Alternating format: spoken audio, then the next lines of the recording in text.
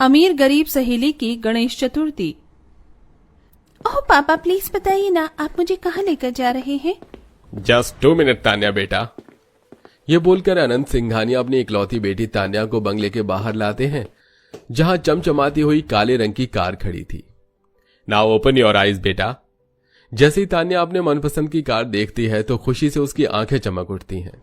OMG, पापा ये तो वही कार है जिसकी डिमांड तुमने मुझसे पहले 2 दिन पहले की थी। मैंने तो उसी दिन उसकी बुकिंग दे दी थी, लेकिन सोचा तुम्हारे बर्थडे पर सरप्राइज दूं। Happy birthday my angel. Thank you so much पापा।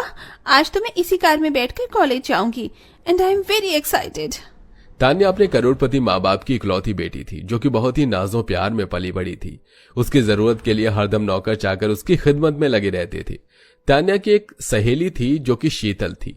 शीतल के दिल में तान्या के प्रति उसकी दोस्ती की जगह बहुत गहरी थी, लेकिन उनकी दोस्ती के बीच की एक सच्चाई ये भी थी कि वो गरीब रिक्शा चलाने वाले राधेश्याम की बेटी थी, जो कि एक कच्चे पुराने टूटे फूटे मकान में टाइम काट रहे थे।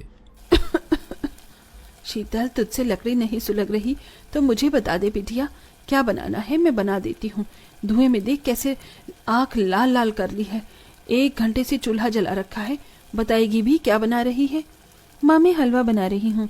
आज तान्या का जन्मदिन है ना, तो बस उसका मुंह मीठा करवाऊंगी। बाबा जरा चक्कर बताना, मीठा ठीक है? हाँ लाडो, बहुत अच्छा बनाया है हलवा। अपनी गरीब बेटी के चेहरे पर खुशी देखकर केसरी को दिल ही दिल में चिंता सता रही थी। क्या बात है शीतल की माँ, क्या सोच रही हो?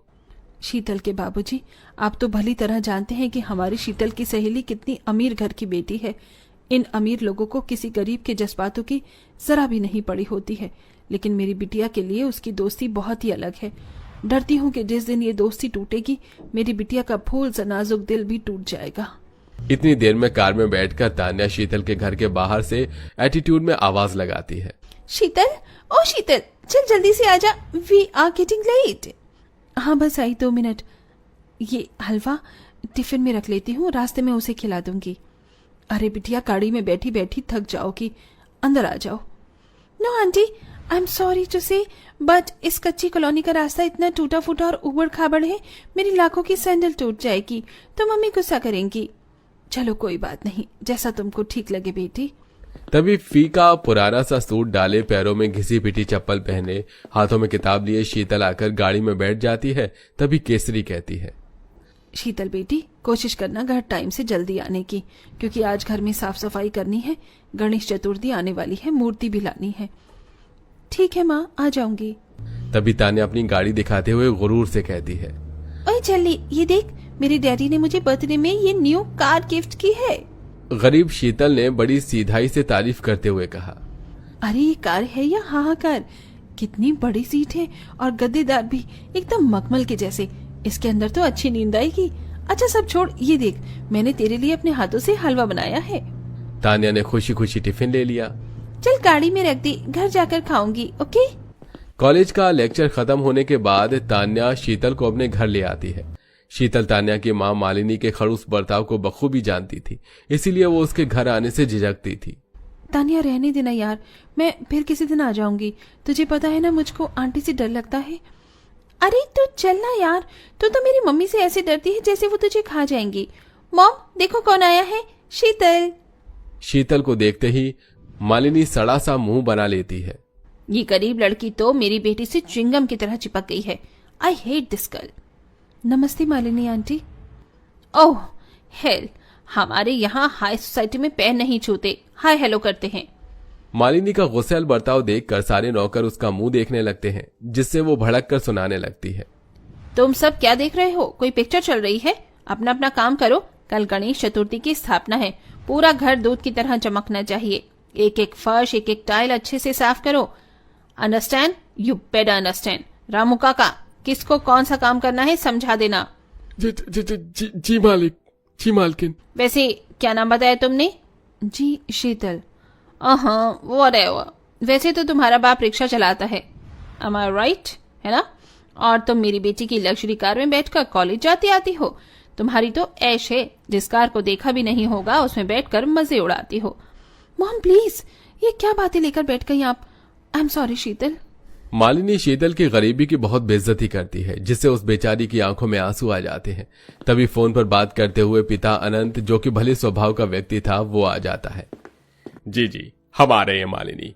गणेश चतुर्थी के लिए तुमने जिस मूर्ति का ऑर्डर दिया था वो रेडी है, लेने चलना है। Tanya, who is this pretty girl? पापा, ये मेरी सहेली शीतल है। जी नमस्ते अंकल जी। नमस्ते बेटा। तान्या, अपनी सहेली को भी कल गणेश स्थापना में इनवाइट कर लेना। जी डैडी। शीतल अपने घर आकर झोपड़ी की सफाई करती है। दोनों ही अमीर गरीब सहेलियों के घर में गणेश चतुर्थी की तैयारी चल रही थी। जहां अमीरी और दौलत में तान्या का बंगला महंगी लाइट से किसी दुल्हन की तरह सजा धजा था, तो वहीं उसकी झोपड़ी में जरा भी रौनक नहीं थी। फिर भी गरीब शीतल के मन में बड़ा संतोष था। वो अपनी फूलों की बगिया में से लड़ियां पिरोकर अपनी झोपड़ी सजाती है। तभी रात के 9-10 बजे टूटा हुआ रिक्शा खींचता हुआ बूढ़ा पिता हताश मन से घर आता है। बाबा आ गए आप? बाबा, आप गणपति बप्पा की मूर्ति नहीं लाए? नहीं बिटिया, नहीं लाया। अजी, ये तुम्हारा रिक्शा कैसे टूट गया? पता नहीं किसका मुंह देखकर गया था।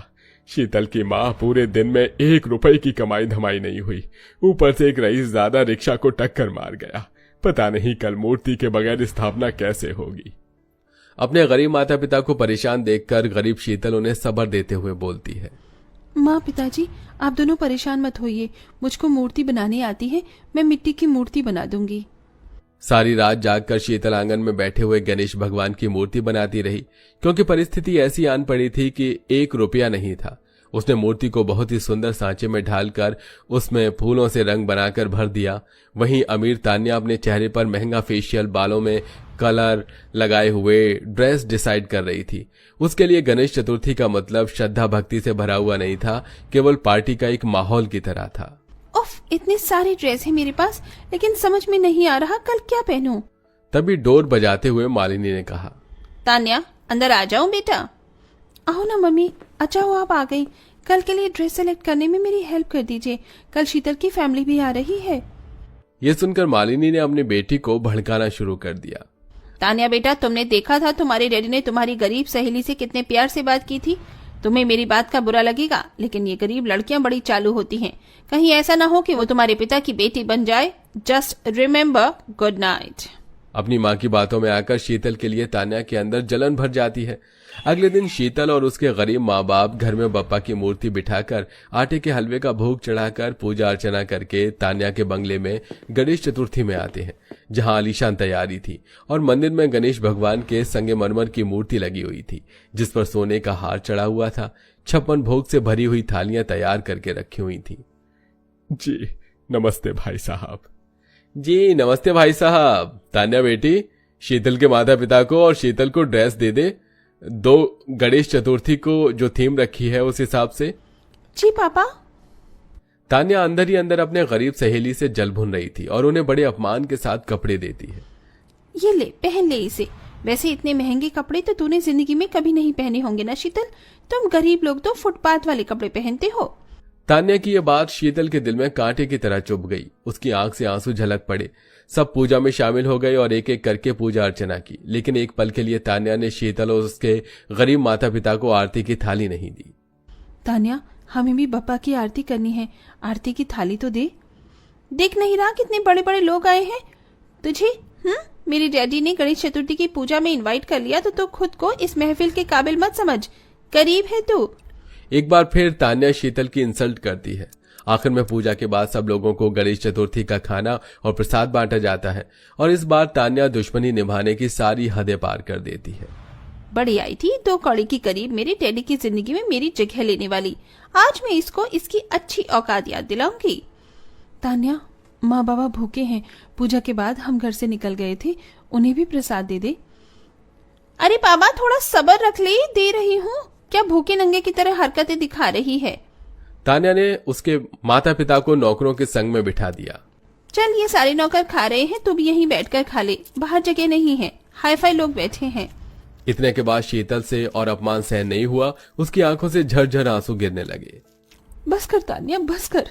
मेरी गरीबी का और कितना मजाक उड़ाएगी। मेरी गरीबी का और मेरी माता पिता का अपमान करने के लिए हमको इस गणेश चतुर्थी की पूजा में बुलाया था तूने। बोल, अरे कुछ नहीं तो हमारी दोस्ती की ही कदर कर लेती। घर आए मेहमान को भगवान का दर्जा दिया जाता है, पर तूने तो हमें इंसान भी नहीं समझा। शीतल चल बेटी यहाँ से चल, ये अमीरों की महफिल हम गरीबों के लिए नहीं बनी। इतनी देर में तान्या के पिता अनंत वहां आ जाते हैं। उन्हें सारे मांजरे को भापते हुए देर नहीं लगती, क्योंकि वो अपनी पत्नी मालिनी के बर्ताव को जानते थे। तान्या बेटी, मैं तुम्हें बहुत समझदार समझता था। आज तक मैंने तुम्हारी हर एक ख्वाहिश को पूरा किया, लेकिन मैं ये नहीं जानता था कि तुम किसी गरीब का इस तरह से अपमान करोगी। इससे पहले कि देर हो जाए और तुम अपने हीरे जैसे दोस्त को खो दो, जाओ शीतल को रोक लो। तुमने उसका उसके माता पिता का बहुत अपमान किया है। अपने पिता के समझाने पर तान्या को अपनी करनी पर पछतावा होता है और वो शीतल के माता पिता के पैरों में गिरकर माफी मांगती है। अंकल आंटी प्लीज मुझे माफ कर दीजिए, प्लीज शीतल मुझसे दोस्ती तोड़कर मत जाओ। शीतल से तान्या के आंसू नहीं देखे जाते, वो उसे गले से लगा लेती है और इस तरह दोनों सहेलियों की गणेश चतुर्थी का अंत खुशियों भरा होता है। तो दोस्तों, आपको हमारी इस अमीर गरीब सहेली की स्टोरी से क्या सीख मिलती है? क्या हमें अपने सच्चे दोस्त से ज्यादा अमीरी को इम्पोर्टेंस देनी चाहिए? हमें कमेंट करके जरूर बताएं। जादुई सोने के सिक्कों का बक्सा। एक गांव में चंदू नाम का एक गरीब किसान रहा करता था। वो गरीब था लेकिन बहुत ईमानदार था। वो हमेशा मेहनत करता था। शायद भगवान उसका इम्तिहान ले रहे थे। जब भी उसे किसी चीज की जरूरत पड़ती तो वो गांव में एक कनकैया नाम के आदमी से ब्याज पर कर्जा लेता था। कनकैया बहुत कंजूस था। जब भी वो किसी को कर्जा देता था तो उनसे 4-5 गुना ज्यादा ब्याज लेता था। एक दिन चंदू खेत में खड़ के सोच रहा था कि वो इस कर्जे से बाहर कैसे आए। कुछ देर बाद वो भगवान से प्रार्थना करने लगा। हे भगवान, मुझे इस परेशानी से बाहर निकाल दो ना, मैं बहुत परेशान हूँ।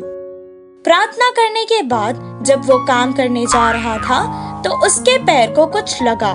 जब उसने उसे उठाया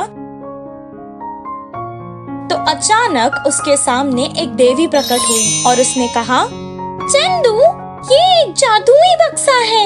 इसमें तुम्हें एक सोने का सिक्का मिलेगा और जब जब तुम उस सिक्के को बाहर निकालोगे तो तुम्हें उस जगह पर दूसरा सिक्का मिलेगा। जितने सिक्के की जरूरत तुम्हें है उतने ले लो और फिर इस बक्से को तालाब में फेंक देना। लेकिन एक बात का ध्यान रखना, अगर तुमने बक्सा फेंकने से पहले सिक्के खर्च किए तो वो बक्सा और सारे सिक्के गायब हो जाएंगे। इतना कहकर वो देवी वहाँ से गायब हो गई। वो बक्सा लेकर घर वापस चला गया। बहुत जल्द ये बात फैल गई और कनकैया को इस बक्से के बारे में मालूम हो गया। कनकैया अब उस बक्से को हासिल करना चाहता था। वह चंदू के पास आया और कहने लगा, चंदू, ये बक्सा मुझे दे दो। इसके बदले में मैं तुम्हें 50,000 सोने के सिक्के दूंगा। साहब, मुझे ज्यादा पैसों की लालच नहीं है। आप मेरा पुराना कर्जा माफ कर दो और 500 सिक्के मुझे दे दो और इस बक्से को ले जाओ। मैं उन पैसों से खेती करके पैसे कमा लूंगा।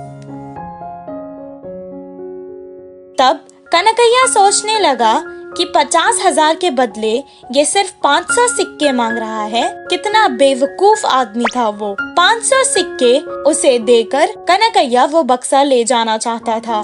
जैसे ही बक्सा कनकैया को दे दिया, चंदू ने देवी की सारी बातें उसे सुना दी। कनकैया खुशी खुशी बक्से को लेकर घर वापस आया और सारी रात बिना कुछ खाए पिए, बिना वक्त गवाए एक एक करके सोने के सिक्के निकालता गया और 10 बोरियां भरने के बाद भी उसका लालच नहीं गया। वो अपने घर भर के सिक्कों की बोरियां चाहता था। कुछ दिन हो गए और बिना आराम किए, खाना खाए, वो सोने के सिक्के जमा कर रहा था और बीमार हो गया।